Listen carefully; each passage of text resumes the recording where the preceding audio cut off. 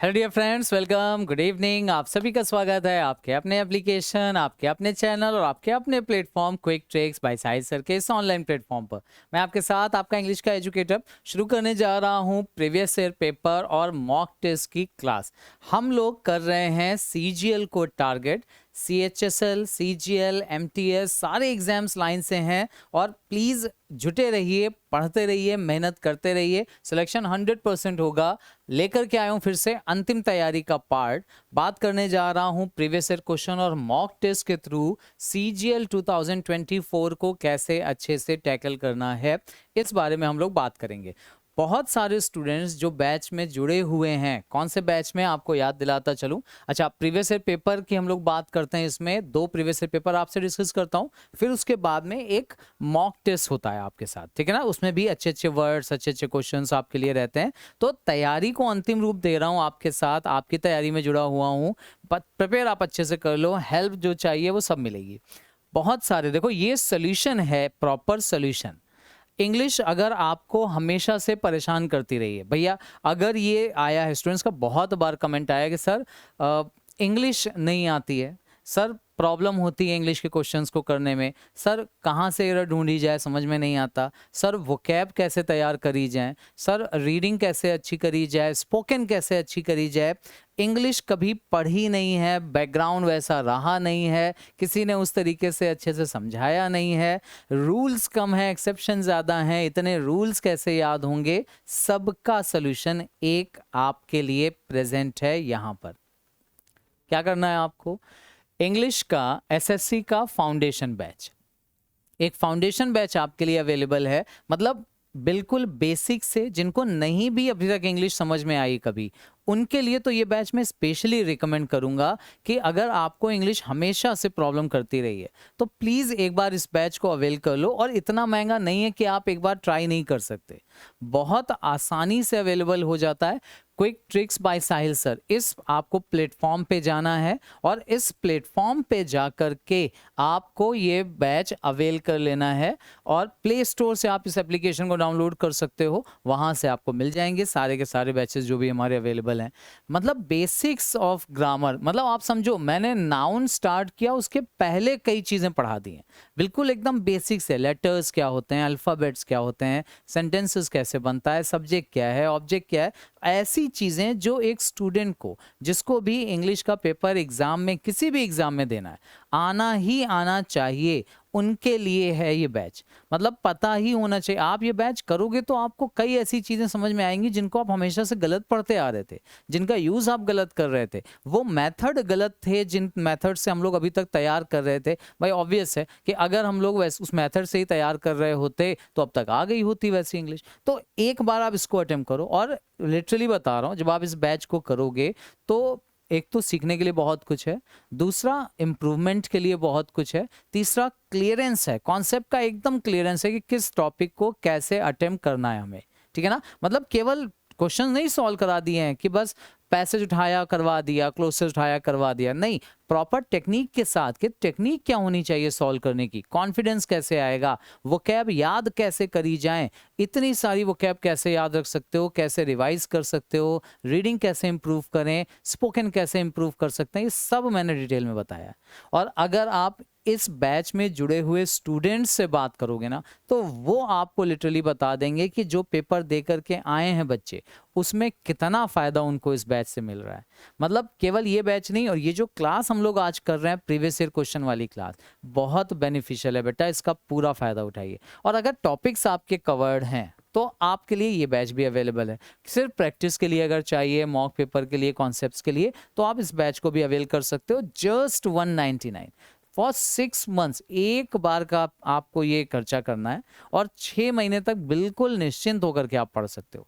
हाँ, अगर आपको कंबाइन बैच चाहिए, मतलब मैथ्स, रीजनिंग, इंग्लिश, जीके, इन सब की कंबाइन क्लास चाहिए, तो भी अवेलेबल है टारगेट बैच में। और ये 799, मतलब 200 का तो केवल इंग्लिश का ही मिल रहा है, और 800 में आपको ये सब मिले जा रहे हैं। और इस पे भी ऑफर अवेलेबल हैं, अगर आप वेबसाइट पे जाके हमारी चेक करते हैं तो आपको इस पे भी ऑफर्स अवेलेबल मिल जाएंगे। ठीक है ना। सारे सब्जेक्ट्स आपके लिए अवेलेबल हैं, सारे कोर्सेज अवेलेबल हैं, सारे टीचर्स आपके लिए अवेलेबल हैं, सब रास्ते आपके लिए ओपन हैं। बस जुड़ जाइए, शुरू करते हैं। चलिए आज का सेगमेंट, और हाँ, सेगमेंट शुरू करें उसके पहले लाइक कर लीजिए इस वीडियो को, सब्सक्राइब कर लीजिए हमारे चैनल को। अगर आप नए जुड़े हैं, पहली बार जुड़ रहे हैं, इंटरेक्शन आपसे फर्स्ट टाइम हो रहा है, अच्छा लग रहा है आपसे डिस्कशन करके, प्लीज़ ज्वाइन कर लीजिए और नोटिफिकेशन ऑन कर दीजिए ताकि आपको अलर्ट सारे के सारे मिलते चलें, आप अपडेटेड रहें। ठीक है, चलिए शुरू कर लेते हैं आज का सेगमेंट अपना। करना वही है जो एग्जाम के पॉइंट ऑफ व्यू से हम करते आ रहे हैं। सेंटेंस पढ़ेंगे, क्या दिया हुआ है वो पूछेंगे, क्वेश्चंस देखेंगे, आंसर, एलिमिनेशन, जो भी ट्रिक्स लग रही होंगी। अच्छा, जो वर्ड होगा सही आंसर वो तो डिस्कस करेंगे, उसके अलावा कुछ नए वर्ड्स होंगे तो वो साथ साथ में डिस्कस करते चलेंगे, हो सकता है आगे काम आ जाएंगे। प्लस एक चीज़ और ध्यान रखना, आपकी प्रैक्टिस के लिए है, तो मैं आंसर आपसे डिस्कस करके करूँगा टिक, बट मेरा आंसर आए उसके पहले आपका आंसर आ जाना चाहिए। क्वेश्चन नंबर 1 से शुरू करते हैं। पहला ही क्वेश्चन वोकैब पे बेस्ड। एंटोनिम क्या है? Word innate. अब ये इन्नेट वर्ड भी मैंने अपनी क्लासेस में ऑलरेडी पढ़ाया है, बहुत बार पढ़ाया है। इन्नेट का मतलब क्या होता है? एक्वेटिक, नेचुरल, रिप्लीट और लर्न्ड। अब देखो, इन्हीं चारों में से पूछा तो हमसे एंटोनिम गया, और ये मैं कई बार नोटिस करवाता हूं आपको कि जब एंटोनिम पूछते हैं तो एक ऑप्शन सिनोनिम का रख देते हैं, जब सिनोनिम पूछते हैं तो एक ऑप्शन एंटोनिम का। केवल प्रेजेंस ऑफ माइंड आपकी चेक करने के लिए कि आप अवेयर हो जो आप टिक कर रहे हो, या जल्दीबाजी में गलत कर दोगे। इन्नेट का मतलब होता है कोई भी ऐसी चीज जो आपके अंदर नेचुरल है, जो आपके अंदर जन्म से है, जो आपके अंदर नेचुरली रखी हुई है, जिसको आप बहुत सहजता से कर लेते हो, वो आपकी इन्नेट चीजें। अब एक्वेटिक का मतलब होता है जलीय, ये पानी से रिलेटेड है। एक्वा, पानी, एक्वा का मतलब ही वाटर होता है। नेचुरल इसका सिनोनिम हो जाएगा। हमसे पूछा गया है एंटोनिम, रिप्लीट और लर्नेड। अब इन दोनों वर्ड्स में, अब आप देखो, अगर ध्यान से एलिमिनेट करो तो लर्नेड का मतलब आपको पता है, रिप्लीट का मतलब हो सकता है आपको शायद ना पता हो, और अगर नहीं भी पता है तो फिर आंसर कैसे टिक करोगे? तो उसका सही तरीका ये है कि अगर आपको जो वर्ड पता है ना, उस वर्ड को अगर आप जस्टिफाई कर पाओगे, हाँ, जो वर्ड पता है उनको अगर आप जस्टिफाई कर लो तो आसान हो जाएगा आपके लिए। देखो, रिप्लीट वर्ड जो है ये अनफोल्डिंग से रिलेटेड होता है, मतलब किसी भी चीज़ को अनफोल्ड करना, सामने लाना। तो इनेट का मतलब उभार के बाहर लाना वो नहीं है। जो चीज़ नेचुरल है उसका अपोजिट हो जाएगा वो चीज़ें जो नेचुरल नहीं थी, आपने सीखी हैं। तो लर्नेड हो जाएगा इसका करेक्ट ऑप्शन, मतलब सीखी हुई चीज़ें, लर्न से बना है, लर्नेड। फोर्थ होगा सही आंसर। क्वेश्चन नंबर 2 क्या पूछा गया? Describe how will you tell your teacher that the windmill is being built by master Yadav in active voice. अच्छा, एक्टिव वॉइस में चेंज करना है, पैसिव में दिया हुआ है सेंटेंस। ध्यान से देखो, अब मैंने ये ट्रिक्स बताई हैं कि अगर जो लोग स्टूडेंट्स जुड़े हुए हैं, जानते हैं, पढ़े हैं, उनके लिए तो 2 सेकंड का क्वेश्चन है, बस देखो, टिक करो, आगे बढ़ो। कैसे? इज दिया हुआ है, यहाँ पे बिन दिया हुआ है, ये एलिमिनेटेड हो गया। यहाँ बिल्ट दिया है, बिल्ड ऐसे अगर होता, पहली बात तो यादव के साथ, मिस्टर यादव, मास्टर यादव के साथ इज एम आर सिंगुलर वाला वर्ड, बिल्ड वर्ड नहीं आना चाहिए था, बिल्ड्स होना चाहिए था, तो ये ऑप्शन वैसे ही गलत दिया हुआ है। ठीक है ना। अब यहां पर दिया हुआ है बीइंग, आईएनजी फॉर्म, और अगर आईएनजी फॉर्म बी की दी हुई है तो मतलब वर्ब की आईएनजी फॉर्म रही होगी ये वाला ऑप्शन। थर्ड ऑप्शन भी eliminated, second one should be the correct answer. ये ध्यान रखना। देखो, फोर्थ ऑप्शन फिर से याद दिला दूं क्यों एलिमिनेट किया मैंने, क्योंकि इसके साथ बिल्ड वर्ब की फर्स्ट फॉर्म दी है, लेकिन जब सब्जेक्ट सिंगुलर होता है तो उसमें एस लगता है, यहाँ नहीं दिया हुआ है, इसलिए ये ऑप्शन गलत है। ठीक है ना। यहाँ बिन दिया, बिन सेंटेंस में ही नहीं था।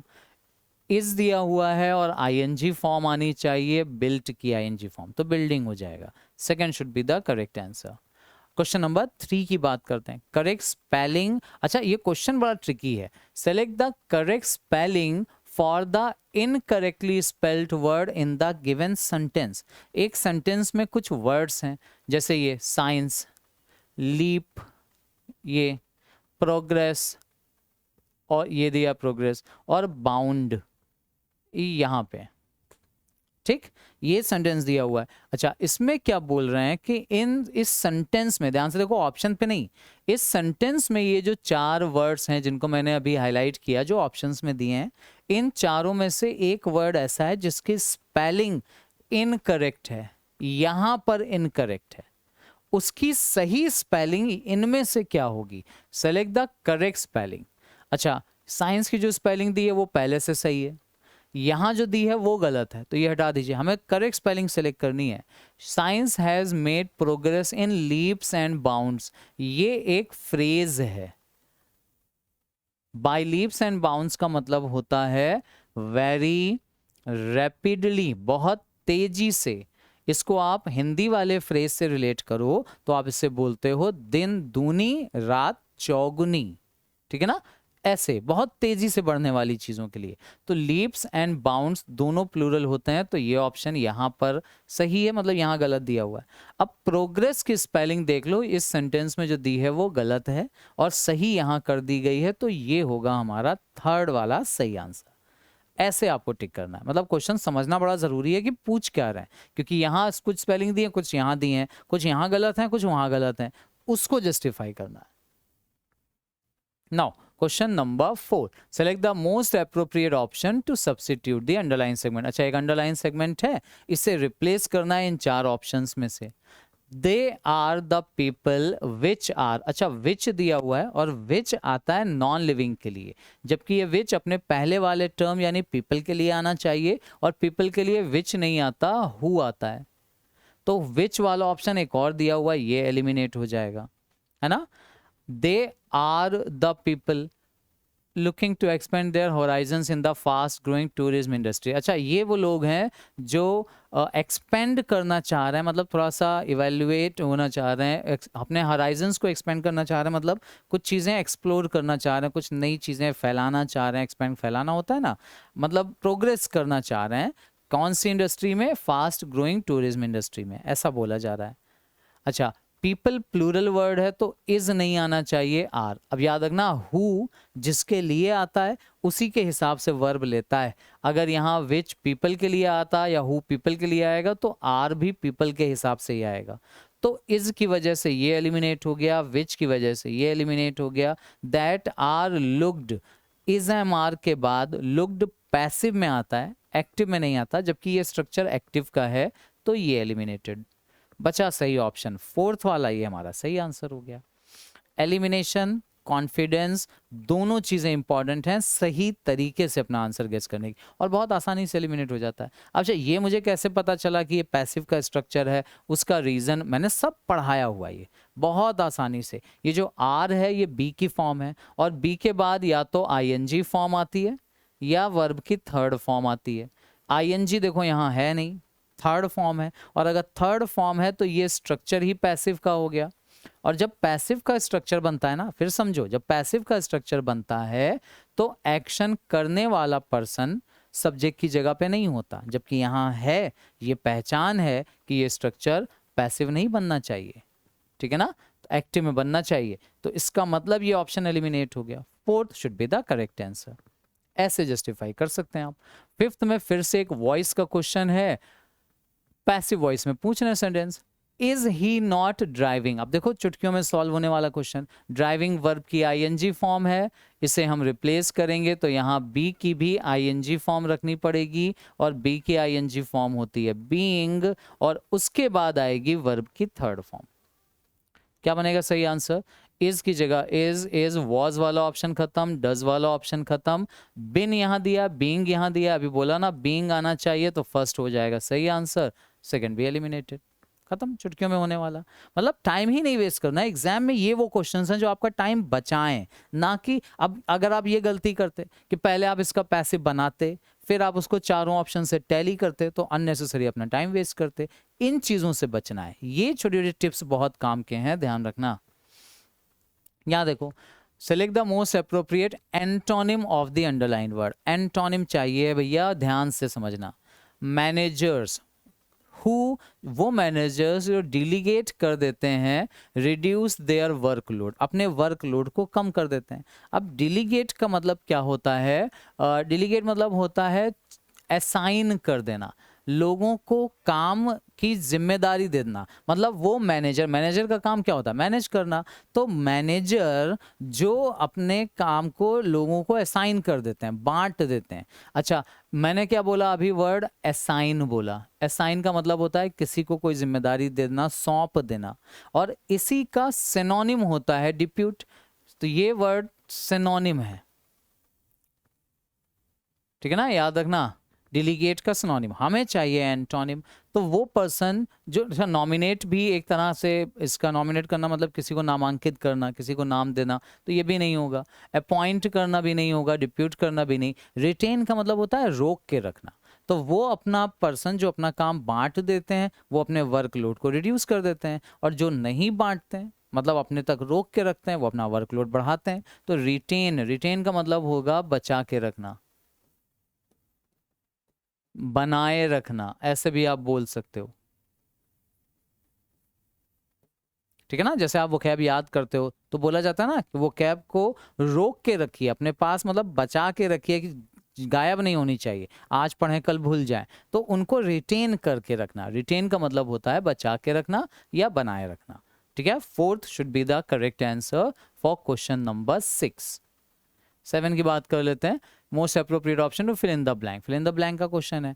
Radium is a white powder, radium एक वाइट पाउडर होता है दैट टेबल सॉल्ट, जो टेबल सॉल्ट की तरह, अच्छा look like, will look like, उसकी तरह दिखता है ना, दिखने की बात कर रहे हैं। याद रखना, लुक का मतलब देखना नहीं होता, लुक का मतलब दिखना होता है।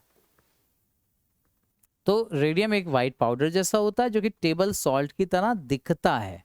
अब आप खुद देखो, रेडियम इज सिंगुलर है, ये दैट भी आया है जो, और ये दैट आ रहा है इस रेडियम के लिए, और रेडियम सिंगुलर है। सिंगुलर है तो वर्ब में एस या एस लगना चाहिए, तो लुक लाइक वाला ऑप्शन खत्म हो जाएगा, ठीक। लुकिंग आईएनजी फॉर्म सीधे यूज करते नहीं है। इज टेंस प्रेजेंट है तो फ्यूचर का कोई रोल नहीं है, first should be the correct answer. Radium is a white powder that looks like table salt, first one should be the correct answer for question number 7। 8th की बात कर लेते हैं। Select the most appropriate option to fill in the blank. The blank लिखा है, purpose of the coaching was to identify the talented player. Talented players को identify करना ये कोचिंग का पर्पस था। कैसा पर्पस था, मेन, मेन का मतलब होता है मतलबी। क्या मतलबी पर्पस था, नहीं। माइन मतलब होता है मेरा, मेरा पर्पस था। मेन, ये जो मेन होता है ये घोड़े के बाल होते हैं, याद रखना। ये वाला मेन और ये वाला जो मेन है, दोनों का साउंड एक जैसा होता है। मेन होते हैं घोड़े के बाल, जो होते हैं आपने देखा होगा, उसके सर पर जो बाल होते हैं ना, पीठ की तरफ जाते हैं, उनको मेन कहा जाता है। और ये मेन का मतलब होता है मुख्य। अब आप खुद देख लो, हालांकि ये क्वेश्चन दिया फिल इन द ब्लैंक के पार्ट पे, लेकिन ये कहीं ना कहीं एक पार्ट है जो होमोफोन का पार्ट है। होमोफोन मतलब साउंड देखो दोनों का सेम आता है ना।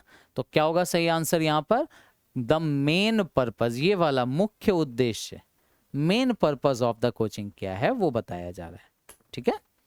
Now question number 9, the following sentence has been split into 4 segment. अच्छा, सेंटेंस को 4 पार्ट में बांटा गया। Identify the segment the contains a grammatical error, जिस पार्ट में एरर है वो डिसाइड करना है। क्या दे रहे हैं भाई, sky appears blue, sky singular होता है, वर्ब में एस या एस लगा है, ब्लू हो गया। अच्छा, स्काई ब्लू दिखता है, अपीयर का मतलब यहाँ दिखने की बात कर रहे हैं, लगता है, दिखाई पड़ता है। एज, एज का मतलब यहाँ पे याद रखना ये बिकॉज का सिनोनिम है, बिकॉज, क्योंकि इट एब्सॉर्ब्स ऑल कलर्स, ये सारे कलर्स को एब्सॉर्ब्स कर लेता है। एंड रिफ्लेक्ट्स ओनली ब्लू, केवल ब्लू रिफ्लेक्ट करता है। अब आपने अगर साइंस में पढ़ा होगा, कोई भी चीज़ हमें किस कलर की दिखाई पड़ती है वो कैसे पता चलता है, अगर वो जो ऑब्जेक्ट है उस, मतलब जो भी वाइट रेज आ रही हैं उनमें से बाकी कलर को सोख के जो कलर हमारी आंखों तक रिफ्लेक्ट करती है उसी कलर की वो चीज़ दिखाई देती है। तो स्काई ब्लू क्यों दिखता है, क्योंकि वो ब्लू कलर हमारी आंखों तक पहुंचाता है और बाकी सबको एब्जॉर्ब कर लेता है। अच्छा, अब एरर कहाँ पे है, एज इट एब्सॉर्ब्स में कोई एरर नहीं है, एब्जॉर्ब स्काई के लिए आ रहा है, देखो यहाँ एस हो गया, यहाँ एस हो गया, यहाँ एस हो गया, ठीक है ना। वर्ब में एस या एस लगेगा क्योंकि स्काई सिंगुलर है। जो एरर है वो बड़ी टिपिकल एरर है, और ये जब मैं पढ़ाता हूँ इस चैप्टर को तो ज़रूर डिस्कस करता हूँ, आर्टिकल, आर्टिकल का क्वेश्चन है, सिर्फ स्काई नहीं होगा, स्काई के पहले द लगेगा। The sky appears blue, unique चीज़ों के पहले, अब ये मैंने पढ़ाया है, the world, the universe, the sky, the sun, इनके साथ आर्टिकल द लगता है। So the sky appears blue, second one should be the correct answer for question number 9। Clear हो रहा है? द स्काई होना चाहिए, बस इतनी सी एरर है, स्काई के पहले दा लगा देंगे, सेंटेंस सही हो जाएगा। इसको मैं यहां पर लिख देता हूं तो बेटर रहेगा, द स्काई। इस पार्ट में एरर है, ठीक है ना, वहां पे भी आप लिख सकते हो, कोई इश्यूज नहीं है। Now question number 10, select the most appropriate option that can substitute the underline segment. ये है इन द गिवन, अच्छा ईडियम एंड फ्रेज का क्वेश्चन है, वेरी गुड। और पार्ट केवल एक वर्ड अंडरलाइन किया, ईडियम फ्रेज में एक से ज्यादा वर्ड आते हैं। She is an awful bore, वो बहुत बोर करती है, बहुत awful ऑसम का अपोजिट होता है। ऑसम है कोई पर्सन मतलब बहुत बेहतरीन है, और awful है मतलब बहुत बेकार है। तो she is an awful bore, बहुत बेकार है, बोर करती रहती है। शी इज ऑलवेज, वो हमेशा, ब्लोइंग हर ओन, अच्छा ये है फ्रेज, ये पूरा का पूरा फ्रेज होता है। और इस फ्रेज का एक्चुअल फ्रेज जो है ना वो ये नहीं है,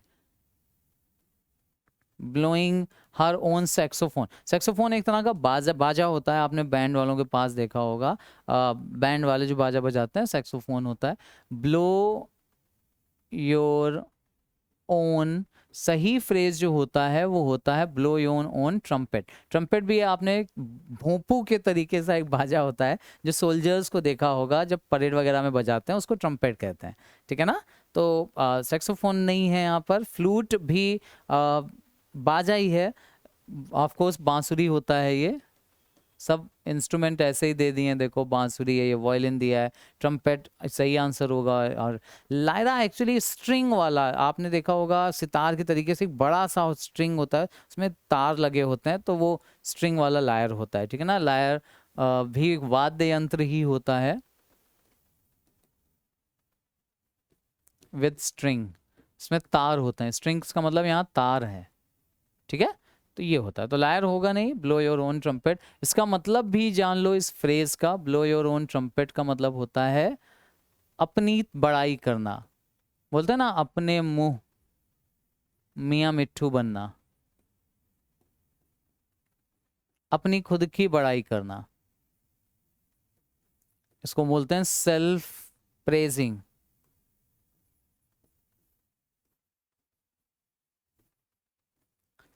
सेल्फ प्रेजिंग, खुद की बड़ाई करना, अपने आप को दूसरों से बड़ा दिखाना, अपने बारे में हाँकना, डींगे हाँकना, उसके लिए भी आता है। Now question number 11, select the most appropriate meaning of the given idiom. Blow something out of proportion, अच्छा blow something out of proportion को एक तरह से आप रिलेट कर सकते हो, ये ऑल ब्रैकेट में ऑप्शनल है, मतलब ऑल दे भी सकते हैं नहीं भी दे सकते हैं। तो blow something out of proportion या फिर blow something out of all proportion, दोनों ही दिया जा सकता है। इसका फ्रेज जो होता है, ये इसका मतलब होता है किसी भी चीज को बहुत बड़ा करके हाँकना या बड़ा करके बताना। जैसे हिंदी में आप बोलते हैं ना फ्रेज, तिल का ताड़ बना देना, राई का पहाड़ बना देना, बात का बतंगड़ बना देना। अब बात का बतंगड़ जब आप बनाते हो तो मतलब बहुत ज्यादा बढ़ा चढ़ा के बताते हैं, उसके सेंस में आता है। तो make things difficult for someone without reason, बिना किसी रीजन के कोई चीज डिफिकल्ट कर देना, नहीं। Control the level of something in order to stop it increasing, नहीं। किसी चीज को बढ़ने से रोकने के लिए कंट्रोल कर लेना, नहीं। Behave as if something that has happened is much worse than it really is, मतलब ऐसा बिहेव करना कि जितना हुआ उससे ज्यादा शो करना, ये हो सकता है।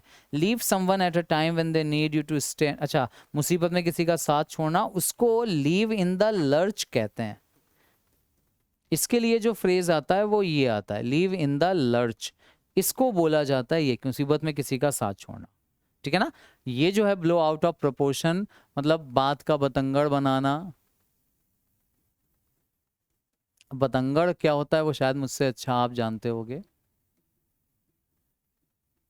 हाँ। तो इसके लिए सही आंसर होगा ये, बिहेव ऐसा करना एज इफ मानो something that has happened is much worse than it really is.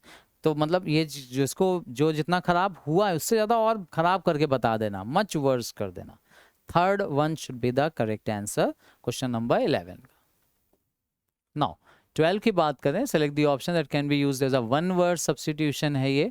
Having a consistency, एक ऐसी कंसिस्टेंसी होना that does not easily yield to pressure, जो प्रेशर ना आने दे आपके ऊपर, ऐसे कंसिस्टेंट रहना। अब कंसिस्टेंट का यहाँ बड़ा इंपॉर्टेंट रोल है। अच्छा, क्लोज का मतलब होता है बंद होना। रैमरॉड ये एक्चुअली एक तरह की छड़ी होती है। ये छड़ी आपने देखा होगा पुराने टाइम में जो बंदूकें थीं उनकी नली को साफ करने के लिए एक छड़ हुआ करती थी ना, तो वैसी कुछ रैम रॉड होती है।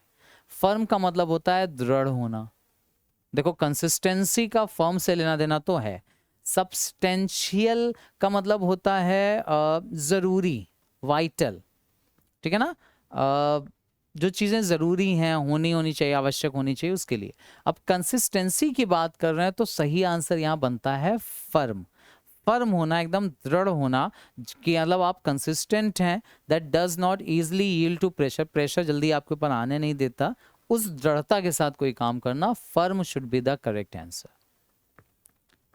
नाउ क्वेश्चन नंबर 13 क्या पूछ रहे हैं, select the most appropriate synonym. अब इस बार सिनोनिम पूछा है तो हो सकता है एंटोनिम का एक ऑप्शन हो। वेंडेटा, बहुत बढ़िया। वेंडेटा का मतलब एक तरह से रिवेंज होता है। रिवेंज का मतलब जो पर्सन कुछ गलत करे उसके साथ उसका बदला ले लेना, और वो भी थोड़ा सा अपने तरीके से, मतलब कानूनी तरीके से नहीं, पर्सनल रिवेंज जो होता है उसके सेंस में। अब सिनोनिम पूछा गया है, देखो ध्यान से रिलेट करते हैं। अच्छा, वैक्सीलेशन, डिलेमा। वैक्सीलेशन और डिलेमा ये दोनों वर्ड्स ना एक दूसरे के सिनोनिम है। दोनों का मतलब होता है नॉट डिसाइडिंग, जब आप डिसाइड नहीं कर पाते हो। हिंदी में बोलें तो दुविधा, इसको बोलते हैं डिलेमा, ठीक है ना। डिलेमा हो जाना। पैशन आपको पता ही है, किसी चीज का जुनून। अब सिनोनिम हमसे पूछा गया है बदला लेने का, तो बदला लेने का देखो एग्जैक्ट सिनोनिम तो इनमें से कोई नहीं मिल रहा है, ये तो सच है। हाँ, नियरली अगर सिमिलर देखा जाए, मोस्ट अप्रोप्रिएट देखा जाए इन चारों में से, तो ये है डिसएग्रीमेंट। डिसएग्रीमेंट का मतलब होता है किसी से मतभेद हो जाना। तो मतभेद मतलब एक तरह से डिसएग्रीमेंट ही हुआ, रिवेंज हो जाना। Disagreement should be the correct answer for question number 13। 14 की बात करते हैं, select the option that can be used as a one word substitution. Okay, one word substitution का क्वेश्चन है, किस चीज के लिए। चाइल्ड bereaved ऑफ वन और बोथ द पेरेंट्स। अच्छा, bereaved का मतलब होता है अगेन वंचित हो जाना, ठीक है ना, दूर हो जाना, खो देना। या तो जिसके एक या दोनों पेरेंट्स चले गए हों, उस पर्सन को क्या बोलते हैं। अब आप देखो, डेस्टिट्यूट ये जो वर्ड होता है ये पुअर के लिए आता है, गरीब होने के लिए, ठीक है ना। अब दोनों पेरेंट्स या एक पेरेंट्स अगर नहीं है तो वो डेस्टिट्यूट, गरीब तो मान सकते हैं, हो सकता है, लेकिन वो वन वर्ड सब्स्टिट्यूशंस का नहीं है। ऑर्फन हो सकता है, ऑर्फन का मतलब होता है अनाथ, है ना। अनाथ मतलब वही जिसके पेरेंट्स नहीं है। लाउट और डिसोलेट, अब ये जो वर्ड्स हैं लाउट और डिसोलेट, लाउट को अगर आप लाउड से रिलेट कर लो, ठीक है ना, बहुत जोर जोर से कुछ बोलना, धमकाना, इसके सेंस में अगर आप लोगे तो बेहतर रहेगा। और डिसोलेट का मतलब अगर पता हो तो जरा फटाफट बताइए जल्दी से। डिसोलेट का मतलब अगर पता हो तो जल्दी से बताइए, जो भी पता हो मेंशन करिए फटाफट जल्दी से। हाँ, डिजर्टेड के सेंस में आता, बिल्कुल सही है।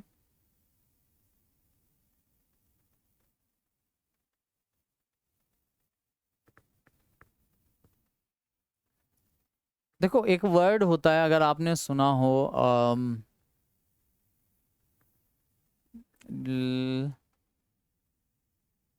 Spoiled bread. स्पॉइल्ड ब्रेड का मतलब होता है बिगड़ैल बच्चे।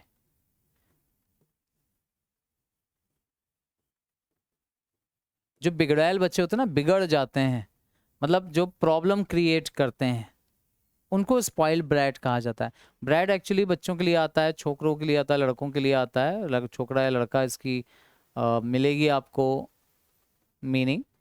तो उसी तरह की चीजें रिप्रेजेंट करता है लाउट भी। लाउट भी होता है वो पर्सन जो ट्रबल क्रिएट करता है, ट्रबल सम, परेशानी क्रिएट करने वाला पर्सन होता है ना, ऑकवर्ड होता है, अजीब सा होता है, उसके लिए यूज किया जाता है।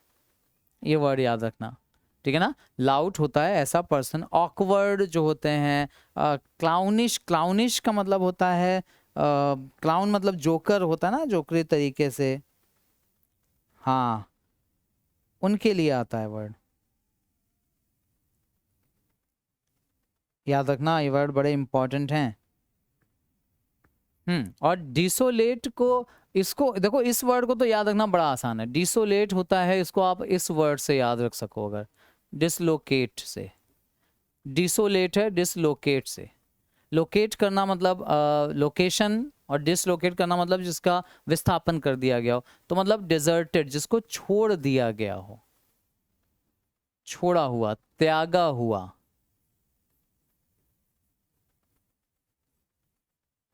छोड़ा हुआ या त्यागा हुआ, उसको बोला जाता है डिसोलेटेड, ठीक है ना, डिसोलेट आता है। तो ये करेक्ट आंसर जो इसका होगा वो ऑर्फन होगा, खोने की बात कर रहे हैं पेरेंट्स को। नेक्स्ट क्वेश्चन नंबर 15 में क्या पूछ रहे हैं? अच्छा, जंबल ऑर्डर, ओके, मतलब क्वेश्चन आ गया आपका रीअरेंजमेंट का। अब इसका पैटर्न बड़ा इंपॉर्टेंट है, ऑप्शन से हेल्प मिलेगी, बिल्कुल लेंगे। वैसे देखो, पहला सेंटेंस क्या दिया है, ज्योग्राफी टेल्स देम अबाउट। अब देम वाला पार्ट पहला तो खैर नहीं होता जनरली, तो जिसमें भी ए से शुरुआत है, जैसे ये दोनों ऑप्शंस खत्म हो गए, होगा नहीं यहां से। Many companies use it, it से भी नहीं, क्योंकि इट किसको यूज करती है नहीं बताया, बी से कोई शुरू भी नहीं है। अच्छा, डिस्पाइट पब्लिक स्केप्टिसिज्म, स्केप्टिक मतलब होता है रूढ़िवादी लोग, जो अपनी सोच सही मानते हैं, दूसरों की गलत चेंजेस नहीं होने देते, अपनी सोच बदलते नहीं, उनके लिए। तो डिस्पाइट से भी शुरू नहीं करते। Modern graphology began early in the nine, हाँ यहाँ पे इंट्रोड्यूस कर रहे हैं, डी से शुरुआत हो सकती है। थर्ड वन देखो, आंसर आ गया सामने। अब एक बार इस पैटर्न पे चेक कर लेते हैं। सी में covered role in British management. अच्छा, ये जो रोल की स्पेलिंग है, ये यहाँ पे डबल एल नहीं होगा, ये सिंगल एल वाला होगा, सिंगल एल वाला, ठीक है, role in. Despite graphology early में 19 French German catalogue, okay, despite public, हाँ, ये ग्राफोलॉजी फिर यहाँ पे आएगा, ऑफ कोर्स ग्राफोलॉजी में भी यहाँ सिंगल एल होगा, पहले डी आएगा, फिर सी आएगा, और फिर बी और ए आ जाएगा, बिल्कुल सही। ये वाला ऑप्शन हमारा सही आंसर, थर्ड वन। लो, हेल्प मिल गई तो आसान हो जाएगा। 16 में क्या बोल रहे हैं देखो, the following sentence has been divided into parts. अच्छा, एक सेंटेंस को कुछ पार्ट्स में डिवाइड किया गया है।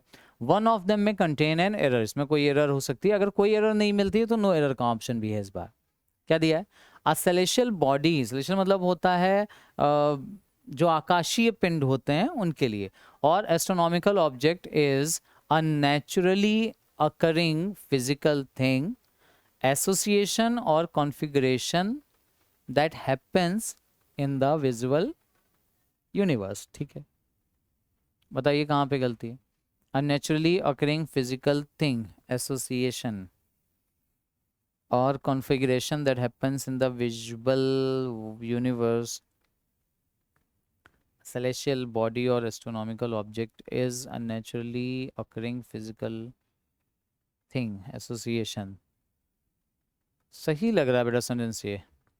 आई डोंट थिंक इस सेंटेंस में है कोई एरर, सही है, कोई पर्टिकुलर एरर नहीं है, नो एरर होगा यहाँ सही आंसर। ये सेंटेंस बिल्कुल सही दिया हुआ है, राइट। सबसे मुश्किल होता है नो एरर का ऑप्शन टिक कर देना, क्योंकि उसके लिए आपको बाकी सारी चीज़ें जस्टिफाई कर देनी होती हैं, ये बड़ा इंपॉर्टेंट है।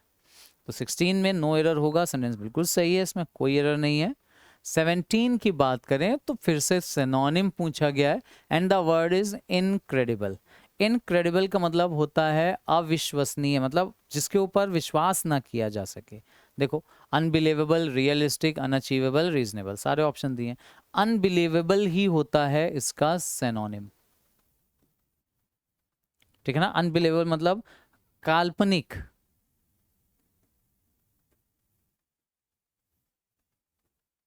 रियलिस्टिक इसका एंटोनिम होता है, ठीक है ना। अनअचीवेबल जिसको अचीव नहीं किया जा सकता, और रीजनेबल जिसको जस्टिफाई किया जा सकता है, मतलब उचित। रीजनेबल का मतलब होता है उचित, सही, ठीक है ना, ये मीनिंग आता है रीजनेबल का। तो फोर्थ वाला भी नहीं होगा, अनबिलीवेबल होगा। इनक्रेडिबल का, इनक्रेडिबल मतलब अकल्पनीय। इनक्रेडिबल इंडिया आपने सुना होगा, है ना, मतलब अविश्वसनीय, जिसके ऊपर आप भरोसा ही नहीं कर सको, रियल नहीं लग रहा है लेकिन होता है ऑब्वियसली। इनक्रेडिबल मतलब ऐसा क्रिएटिव, ऐसा सुंदर, जिसके ऊपर जो रियल हो ही नहीं सकता, ऐसा भ्रम हो, मतलब ऐसा माना जाए कि इतना सुंदर भी क्या हो सकता है कोई चीज। अच्छा, मोस्ट अप्रोप्रिएट एंटोनिम, एंटोनिम पूछा गया है। Most of the things in life are transient. Okay, बहुत बढ़िया। ट्रांसिएंट मतलब होता है टेम्पररी, मतलब धीरे धीरे खत्म हो जाने वाली चीजें। बहुत बेहतरीन वर्ड है। ट्रांसिएंट मतलब होता है डिकेइंग, विद टाइम, समय के साथ साथ खत्म हो जाने वाली चीजें, जो समय के साथ साथ घटती चली जाती हैं फिर खत्म होती चली जाती हैं। अब बताइए, फ्लीटिंग का मतलब होता है इकट्ठा होना, कलेक्टिंग। तो लाइफ में ज्यादातर चीजें क्या है, कलेक्टिंग, कलेक्ट करने वाली। टॉक्सिक मतलब जहरीली या नशीली होता है। तो ज्यादातर चीजें लाइफ में नशीली है, जहरीली हैं, बोरिंग है, ये सब नहीं होंगे, ठीक है ना। एंटोनिम पूछा गया है, और टेम्पररी का एंटोनिम तो मुझे लगता है इतना देर लगनी ही नहीं चाहिए थी। टेम्पररी अगर आपको पता है तो फिर ऑब्वियसली इसका एंटोनिम परमानेंट होगा। टेम्पररी का परमानेंट होता है। हाँ ठीक है, बिल्कुल सही है, absolutely correct. Now question number 19 क्या बोल रहे हैं, have select the word which correct spelling और to fill in the blank. Okay, have you ever tried to order cabbage in a restaurant? अरे यार, कैबेज में, रेस्टोरेंट में कैबेज कौन मंगाता है? हाँ, तो यही क्वेश्चन ही पूछ रहे हैं कि आपने कभी किसी रेस्टोरेंट में कैबेज, पत्ता गोभी, बंद गोभी जिसको बोलते हैं, वो ऑर्डर करने की कोशिश की है? कैबेज की स्पेलिंग पूछ रहे हैं, और आई एम श्योर शायद ही कोई आप में से ऐसा होगा जिसको कैबेज की स्पेलिंग नहीं पता होगी। कैबेज में सिर्फ और सिर्फ स्पेलिंग जो पूछी गई, देखो, एज आता है और कैब, कैब और एज दो चीजें अगर याद रखोगे, ई नहीं होता, आई नहीं होता, ई नहीं होता, तीनों ऑप्शन एलिमिनेट हो जाएंगे। Second one should be the correct answer, cabbage, पत्ता गोभी, बंद गोभी। सिंपल सा क्वेश्चन।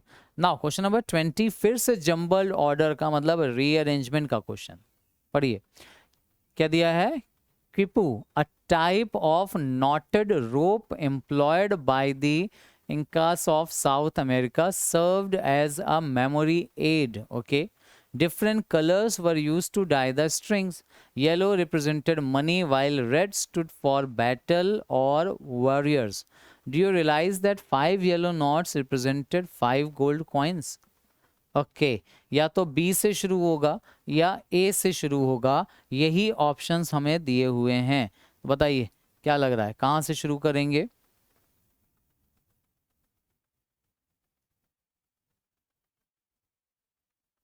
फटाफट जल्दी से जस्टिफाई करिए।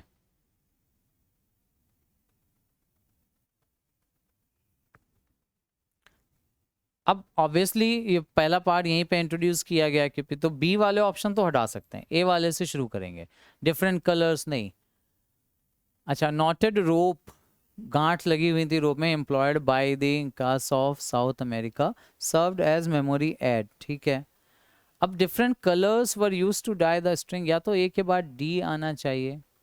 5 yellow knots, A B C D, अच्छा ये तो A B C D same दे दिया गया structure, A D B C. देखो बी लास्ट में होता तो हो सकता था, different colours were use to dye the strings, ठीक है ना। बी लास्ट में होता तो एक बार फिर चल जाता, सी लास्ट में तो नहीं होना चाहिए, तो ये वाला ऑप्शन फिर एलिमिनेट हो जाएगा। सी लास्ट में नहीं होगा, येलो रिप्रेजेंटेड मनी, लास्ट में होगा डी वाला। Do you realise that 5 yellow notes represented 5 gold coins?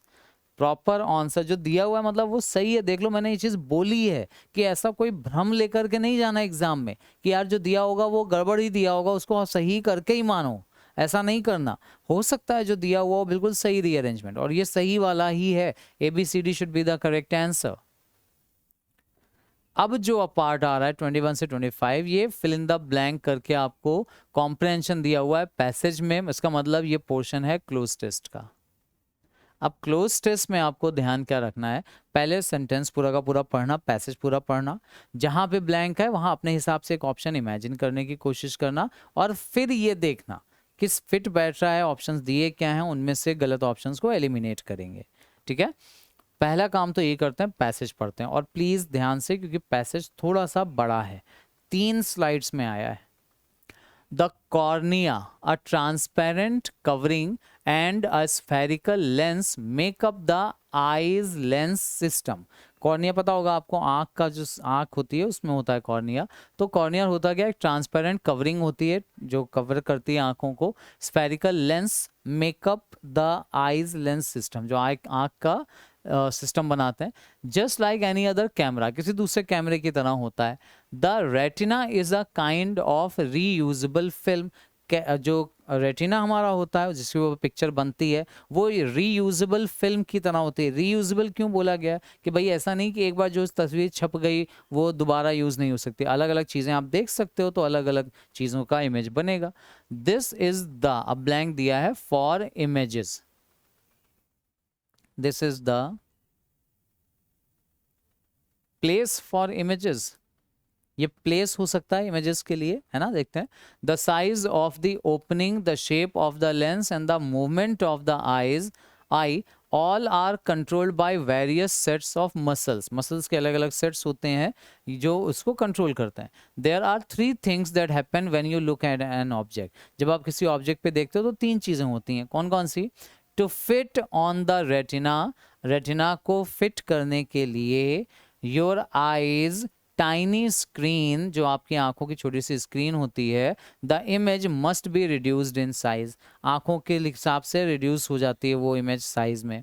It's necessary to focus the scattered light at the retina's, जरूरी है कि जो फोकस हो स्कैटर्ड लाइट का, फोकस जहाँ पे जो किरणें आती हैं वो फोकस होती हैं कहाँ पर?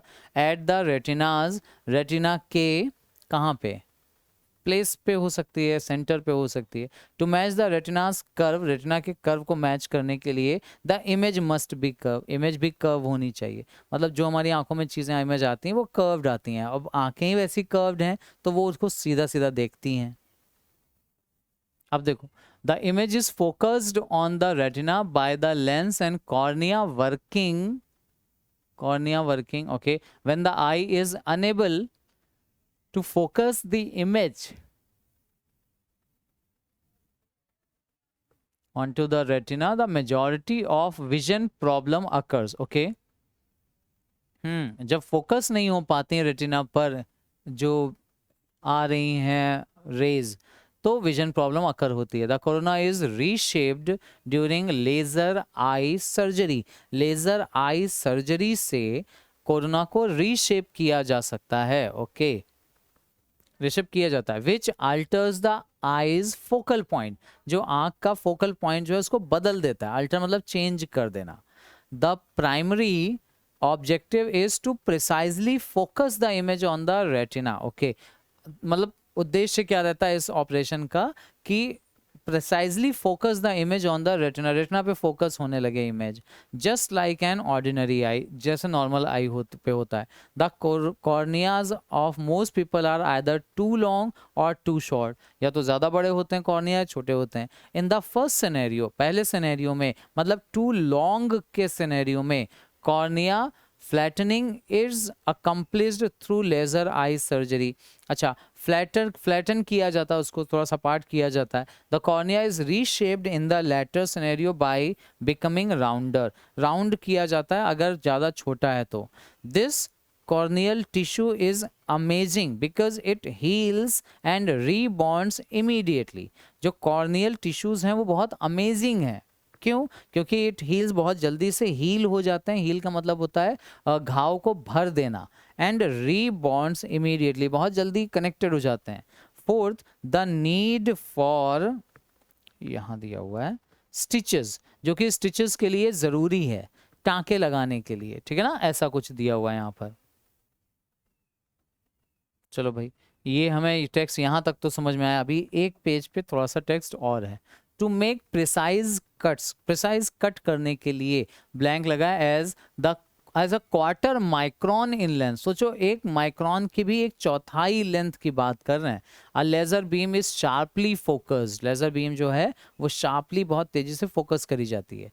अ laser can remove 0.5% of a human hair's with at once. सोचिए मतलब कितना प्रिसाइजली काम करता है, ह्यूमन नहीं इतना प्रिसाइजली काम कर सकते। 0.5% of a human lasers with, मतलब मनुष्य के जो बाल होते हैं उनकी मोटाई का 0.5%, 0.5%, 50% नहीं कि आधा हो गया, 0.5% एक बार में कट कर सकते हैं, रिमूव कर सकते हैं। And the typical human hair has a diameter of 50 micron, 50 micron का डायमीटर होता है। Although they are able to significantly improve their vision, many lasers eye surgery patients never attain normal vision। लेकिन कई बार कई laser surgery में होता है कि कभी अटेन फिर से अपनी नॉर्मल विजन को नहीं पा पाते हैं, ठीक है ना। तो ऐसा कुछ यहाँ पर बोला जा रहा है। अब एक बार फिर से पढ़ते हैं, this time with the options, ठीक है ना। जस्टिफाई करेंगे, ऑप्शंस को पढ़ेंगे और आंसर बताएंगे। बताइए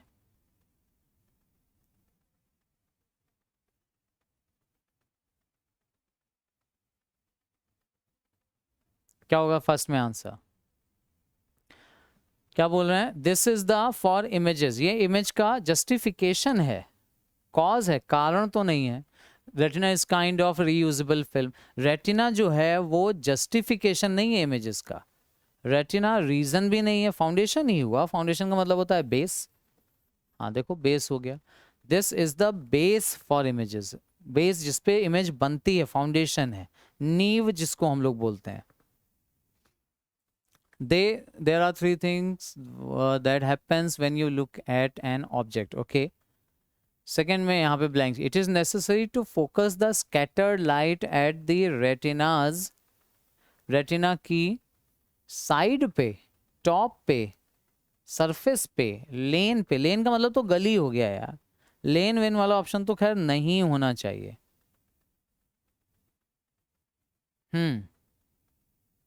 रेटिना की, पता है ना रेटिना पर बनता है तो रेटिना की सरफेस पे आना चाहिए, retina surface, this should be the correct answer.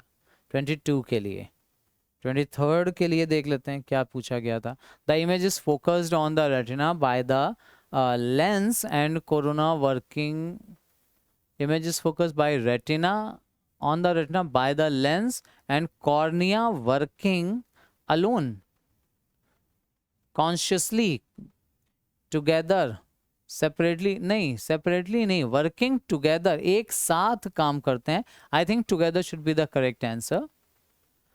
When the eyes is unable, हाँ जब अनेबल होती है तो प्रॉब्लम होती है, ऐसा कुछ यहाँ पर बोला जाए।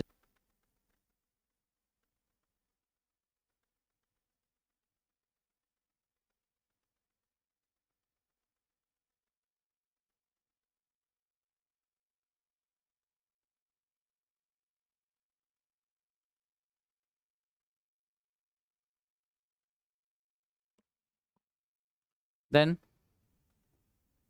फोर्थ के लिए देख लीजिए, the corneas of most people are either too long, long कुछ का बड़ा होता है कुछ का छोटा, उसके लिए बोल रहे हैं। Because it heals and reborns immediately. Fourth दिया है the need for stitches, eliminating the needs for stitches, demonstrating the need, destroying, abolishing, okay। Yes करिए फोर्थ। अब देखो अगर सेंस यहाँ पर सही समझेंगे तो आपको आसान होगा। स्टिचेस का मतलब यहाँ पर बात कर रहे हैं टाँके, ठीक है ना। स्टिचेस को, स्टिचेस की जो नीड है वो, अब देखो यहाँ पे चूंकि तुरंत हील हो जाते हैं, इमीडिएटली वर्ड बोला गया है, तो ये कहना चाह रहे हैं कि टांगों की जरूरत नहीं रहती वहां पर।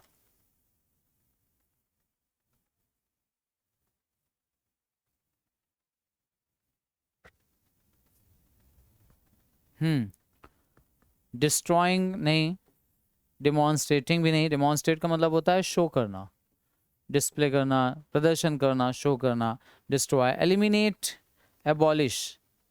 एबॉलिश का मतलब भी होता है खत्म करना।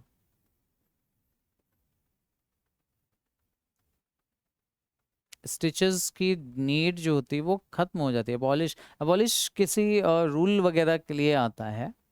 एलिमिनेटिंग ही सही ऑप्शन यहाँ पर बनेगा। हाँ, eliminating the need for stitches, stitches की जो नीड ज़रूरत है उसको खत्म कर देता है। खत्म करने के लिए यहाँ पर आ रहे हैं।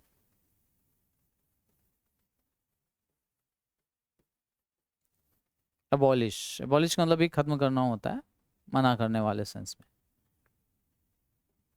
And last is to make precise cuts as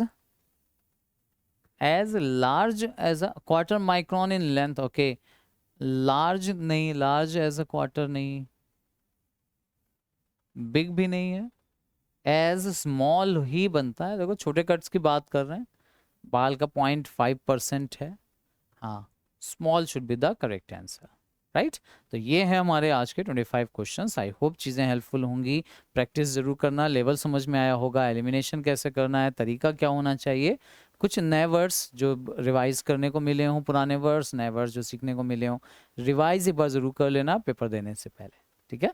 चलिए कंटिन्यू रखेंगे। ऑब्वियसली नेक्स्ट मॉक टेस्ट आएगा आपके लिए, उसको करेंगे डिस्कशन। मिलेंगे इसी प्लेटफॉर्म पे अगली क्लास में। तब तक के लिए टेक केयर, ध्यान रखिएगा, मिलते हैं। थैंक यू वेरी मच जुड़ने के लिए। ऑल द वेरी बेस्ट आपके एग्जाम्स के लिए।